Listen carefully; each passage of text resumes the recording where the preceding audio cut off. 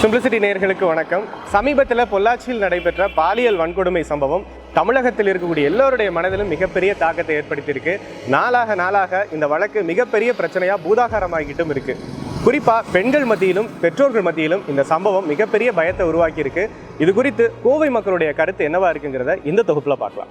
அண்ணா அடிக்காத, எனக்கு வலிக்குது, நானே கழட்டிடுறேன், நான் அவனுக்கு கொஞ்சம் கூட ஈவருக்குமே இருந்திருக்காதா? இது ரொம்ப தமிழ்நாட்டுக்கு தலைகுடிவான விஷயம். இது யாராக இருந்தாலும் கடுமையான நடவடிக்கை எடுக்கணும். இந்த இன்சிடென்ட்டை பற்றி எல்லாரும் பேசுகிறோமே தவிர இதுக்கு ஒரு கான்க்ரீட் ஸ்டெப்ஸாக இது வரையும் இல்லை. கண்டிப்பாக தூக்கு தண்டனை கொடுத்தா ஒரு சிறந்த ஒரு இதாக இருக்கும். இனிமேல் எவனா செய்யறதுக்கு கண்டிப்பாக பயப்படணும். என்னத்தை சொல்கிறது ப்ரோ, இனி எத்தனையோ விஷயங்கள் அப்படியே 10 நாள் 20 நாளில் மூடி மறைக்கப்படுது. இந்த விஷயமும் அதே மாதிரி தான் போயிடுமோ அப்படின்னு பயமாக இருக்குது. ரொம்ப ஈஸியாக இப்போல்லாம் சோஷியல் மீடியாவில் எல்லாருமே ஆக்சசிபிளாக இருக்காங்க. அது நிறைய மிஸ்யூஸ் ஆகுது. அண்ட் அனதர் திங் லேடிஸும் அதில் ரொம்ப ஈஸியாக இதாகிறதுனால தான் ப்ராப்ளமே வருது. பட் அனதர் திங் என்னென்னா, இந்த மாதிரி உள்ள இந்த இன்சிடெண்ட்டுக்கு பண்ணவங்களுக்கு கண்டிப்பாக சிவியர் பனிஷ்மெண்ட் இருக்கணும். It should be an example to others. கண்டிப்பாக அப்படி இருக்கணும் ஒரு எக்ஸாம்பிள். பட் போகிற போக பார்த்தா அந்த மாதிரி தெரியல. இது ஒரு அனதர் இப்போ இங்கே கூட ரீசெண்டாக ஒரு ஹாஸ்டலில் கூட ஒரு இன்சிடென்ட் நடந்தது. அது இப்போ எல்லோரும் மறந்துட்டாங்க. மேபி அனதர் 10-15 டேஸில் இதையும் மறந்துடுவாங்க, மேபி எலெக்ஷன் ஃபீவரில். பட் இந்த இன்சிடெண்ட் கண்டிப்பாக இது கோர்ட்டும் கேள்வி கேட்டிருக்கே தவிர அதுக்கு எந்த ஒரு என்ன சொல்கிறது, ஒரு கான்க்ரீட்டாக யாருமே எந்த ஸ்டெப்ஸுமே எடுக்கலை இதை பற்றி. நேற்று இந்த இன்சிடென்ட் நடக்கும்போது மெட்ராஸில் கூட தான் ஒரு ஹாஸ்டலில் இதே மாற்றம் நடந்தது. இந்த இன்சிடெண்ட்டில் அந்த இன்சிடெண்ட் ஓவர்லேப் ஆகிடுச்சு. யாரும் அதை பற்றி கண்டுக்கவே இல்லை. ஆக்சுவலாக அந்த மாதிரி ஒரு இன்சிடெண்ட் நடக்காமல் இருக்கணும்னா லேடிஸ் கொஞ்சம் ரொம்ப அவேர்னஸாக இருக்கணும். விசாரணை நிஜமாக நடந்துக்கிட்டு தான் இருக்கா அப்படின்றதே இங்கே சந்தேகமாக தான் இருக்குது. பொண்ணு சொல்கிறா, அண்ணா அடிக்காத, எனக்கு வலிக்குது, நானே கழட்டிடுறேன், நான் அவனுக்கு கொஞ்சம் கூட ஈவருக்குமே இருந்திருக்காதா? ஒரு துளி கூட அவனுக்கு இறக்கமே இருக்காதா? ஸோ அது எவ்வளோ பெயின்ஃபுல்லான ஒரு விஷயம். சின்ன பொண்ணு சொல்கிறா. இப்போது நமக்கு தெரிஞ்சு இத்தனை பொண்ணுங்க ரேப் ஆயிருக்காங்க அப்படின்னு நமக்கு தெரியுது. அது வெளியே சொல்ல முடியாமல் இன்னும் எத்தனை பொண்ணுங்க இருக்காங்களோ யாருக்கு தெரியும்? இதெல்லாம் கண்டுபிடிக்கணும்னா முதல்ல போலீஸ் அவங்களோட வேலையை கரெக்டாக செய்யணும். மனுஷன் ஒவ்வொருத்துக்குள்ளேயும் ஒரு ஈரம் இருக்கணும். அது இருந்தால் இங்கே எதுவுமே தப்பாக நடக்காது. ஒரு பொண்ணு உன் மேலே நம்பிக்கை வைக்கிறான்னா அதுக்கேற்ற மாதிரி நடந்துக்கலன்னா நீ எல்லாம் மனுஷனே கிடையாது. டக்குன்னு யாரும் நம்பாதீங்க. நம்பிக்கை வைக்கிற ஆள் அதுக்கு தகுதியானவங்களாக இருக்கணும். எப்போவுமே பேரண்ட்ஸே கூட சொன்ன மாதிரி இப்போ பொண்ணுங்களையும் பசங்களையும் ஈக்குவலாக ட்ரீட் பண்ணுறது கிடையாது. நிறைய ஃபேமிலியில் கிடையாது. ஒரு சில வீட்டில் இருக்கலாம், எல்லா வீட்லேயுமே அப்படி பண்ண மாட்டாங்க அப்படின்னு சொல்ல முடியாது. ஒரு சில வீட்டில் இருக்கலாம். ஆனால் எல்லா இடத்துலையும் நடக்குதான்னு கேட்டால் இல்லை. ஏன் பையன் பலசாலி, பொண்ணுங்களால் சில விஷயங்களை பண்ண முடியாது அப்படின்னு யார் சொன்னால்? பொண்ணுங்களால் பண்ண முடியாது. உன்னால் ஒரு ப்ரெக்னென்சி பெயினை தாங்க முடியுமா? எந்த பையனாலே தாங்க முடியுமா? ஒரு பொண்ணு தாங்குறா.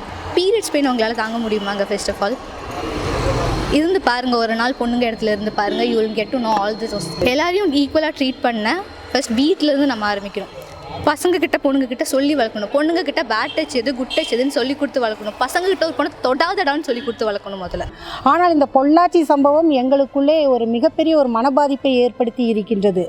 நாங்கள் எல்லோரும் நினைத்து கொண்டிருக்கின்றோம் எங்கள் குழந்தைகளை நாங்கள் நன்றாக வளர்த்து கொண்டிருக்கின்றோம் என்று. ஆனால் எங்கள் குழந்தைகள் நன்றாக வளர்ந்து கொண்டிருக்கிறார்களா என்பதை பார்வையிட வேண்டிய ஒரு கட்டாயத்தில் இன்று எல்லா பெற்றோர்களும் தள்ளப்பட்டு இருக்கின்றோம். நம்ம குழந்தை படிச்சுட்டு இருக்கிறதா தான் நிறைய பெற்றோர்கள் நினைத்து கொண்டிருக்கிறார்கள். ஆனால் அவர்கள் எதை படித்து கொண்டிருக்கிறார்கள் என்பதை கண்காணிப்பது இல்லை. இந்த முகநூல் நட்பு, இந்த வாட்ஸ்அப், இது எல்லாமே பார்த்தீங்கன்னாக்க மிக மோசமான விளைவுகளைத்தான் ஏற்படுத்தி கொண்டிருக்கிறது இந்த சமுதாயத்தில். என்ன ஆறுதலுக்காக எதுக்காக அந்த ஃப்ரெண்ட்ஷிப்பை தேடுறாங்கன்னு எனக்கு தெரியல. என்றைக்கோ எங்கேயோ பார்த்த சம்பவங்கள், நடந்த சம்பவங்கள் இன்று நம்மை சுற்றி நம் வீட்டுக்குள்ளேயே வருவதற்கு காரணம் நமது வீட்டுக்குள்ளேயே இந்த ஆண்ட்ராய்டு ஃபோன்களை கொண்டு வந்திருக்கிறது தான்.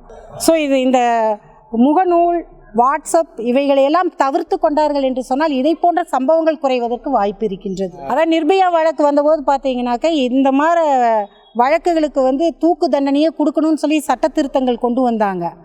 இன்றைக்கி இதை போன்ற அதே மாதிரி வினோதினி ஆசிட் அடித்த போது சட்டத்தில் திருத்தங்கள் கொண்டு வந்தாங்க. ஒவ்வொரு சம்பவங்கள் நடைபெறுகின்ற போதும் அவர்கள் ஒரு சட்ட மாற்றங்கள், திருத்தங்கள் கொண்டு வரப்பட்டு கொண்டிருக்கின்றது.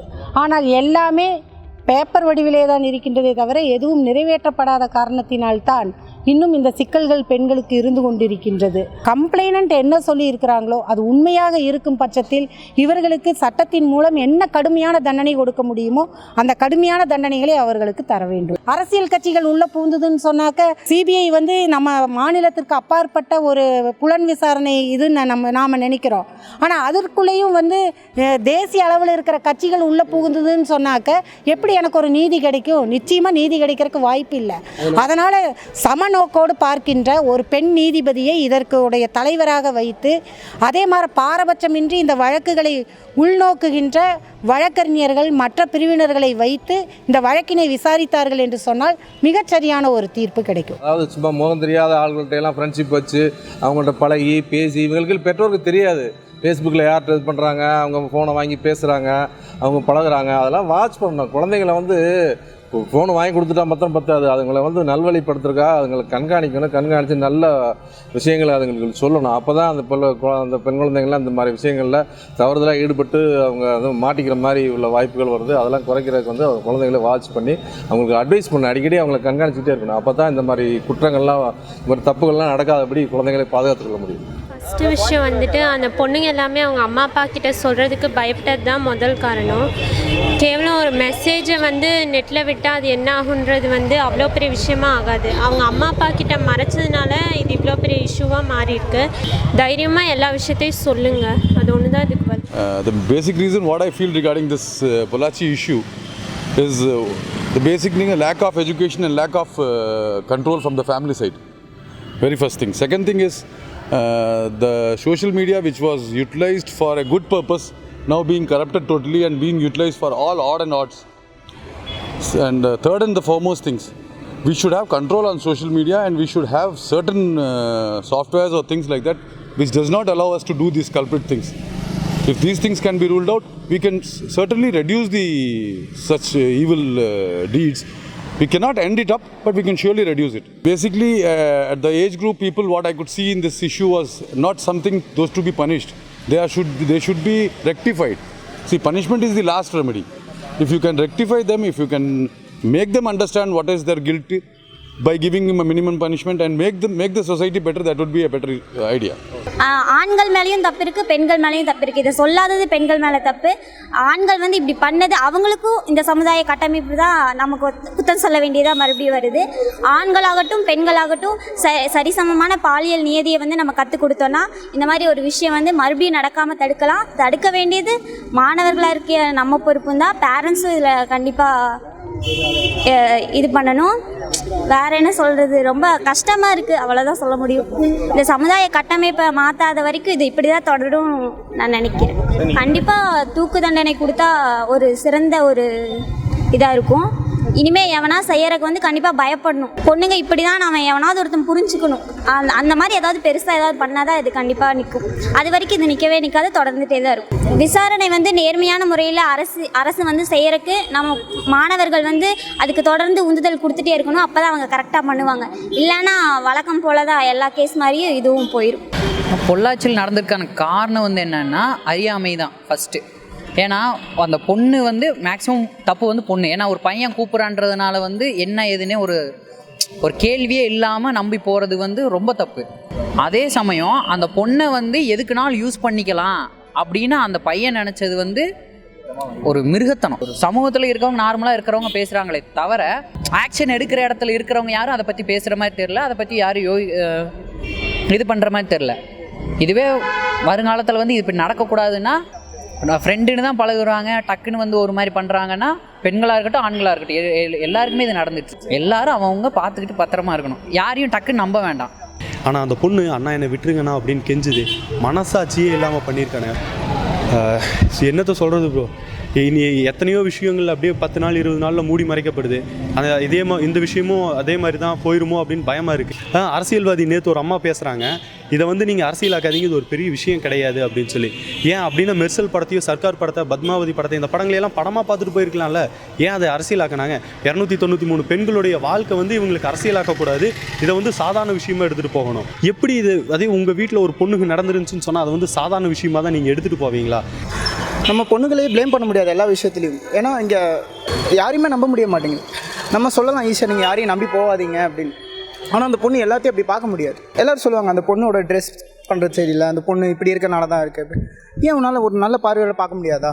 இப்போ சில அரசியல்வாதிகள் சொல்கிறாங்க இது வந்து அரசியலாக பார்க்காதீங்க அப்படின்னு. அப்போது அரசியல்வாதிகள் என்ன பண்ணாலும் நம்ம பார்க்கக்கூடாது, எதுவுமே பண்ணக்கூடாது. பொதுமக்கள் அது பண்ணால் தப்பு. அதாவது அவங்களுக்கு வந்தால் ரத்தம், நம்மளுக்கு வந்தால் தக்காளி சட்னி மாதிரி அவங்க சொல்கிறாங்க. இல்லை எதை அரசியலாக்காதீங்கன்னா சம்மந்தப்பட்டதே அவங்க தானே, அதை எப்படி நீங்கள் அரசியலாக்காமல் நீங்கள் பண்ணுவீங்க? இந்த சம்பவத்தை பொறுத்தவரையில் அனைத்து இந்திய மாணவர் மன்றம் சார்பில் நாங்கள் என்ன வலியுறுத்துகிறோம்னா, கோர்ட் மானிட்டர்டு இன்வெஸ்டிகேஷன், அதாவது நீதிமன்றத்தினுடைய நேரடி கண்காணிப்பில் இந்த விசாரணை வந்து நடத்தணும். அதே போல் கடந்த 7 ஆண்டுகளில் அந்த பொள்ளாச்சி மற்றும் அந்த சுற்றுவட்டார பகுதியில் இருக்கக்கூடிய பணியில் இருந்த அனைத்து காவல்துறையினர் மீது விசாரணைக்கு உட்படுத்தணும். அதே போல் பாதிக்கப்பட்ட பெண்கள் வந்து புகார் கொடுப்பதற்கு ஏதுவான ஒரு நல்லதொரு சூழலை வந்து ஏற்படுத்தணும். இந்த தமிழக அரசாங்கம் பாரபட்சமின்றி அவர்களை கைது செய்து கடுமையான நடவடிக்கை தரணும்.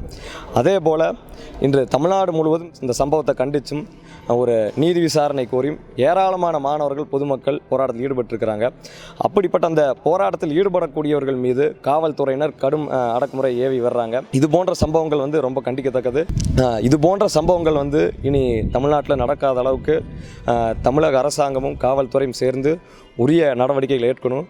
அதே போல் தப்பு செஞ்சால் தண்டனைங்கிறத உறுதிப்படுத்தினா மட்டும்தான் இது போன்ற சூழ்நிலையை தடுக்க முடியும். ஒரு உளவியல் நிபுணராக நாங்கள் என்ன சொல்கிறோம்னா, இது ஒரு பெரிய சமுதாய நோய்.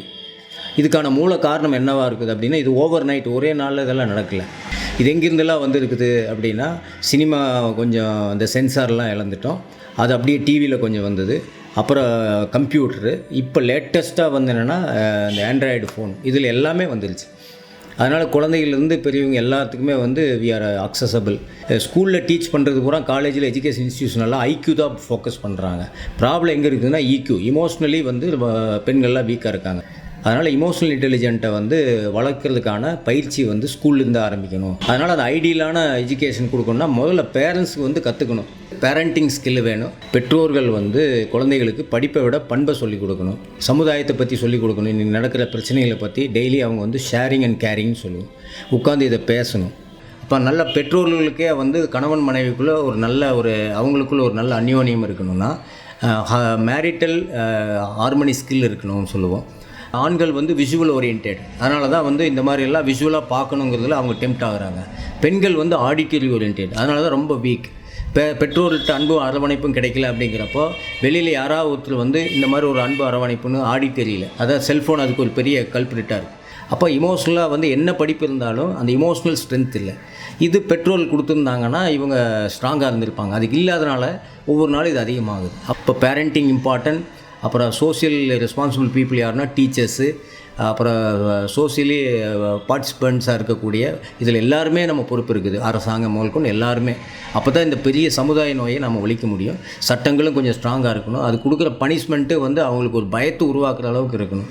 சட்டங்கள் இருந்தாலும் அதை வந்து இம்ப்ளிமெண்ட் பண்ண சொல்கிறது ரொம்ப முக்கியம். என்னென்னா இந்த இஷ்யூ வர்றப்போ மட்டும்தான் நம்ம உடனே ஒரு 10 நாள் கொதிக்கணும், அப்புறம் இன்னொரு அடுத்த இஷ்யூ வர வரைக்கும் அப்படியே ஆஃப் ஆயிரும். அப்படி இல்லை, இது கண்டினியூஸாக இது ஒவ்வொரு நாள் அதிகம்தான் ஆகும். இதை நம்ம ப்ரிவென்ட் பண்ணியே ஆகணும். இது ஒரு பெரிய சோஷியல் இஷ்யூ.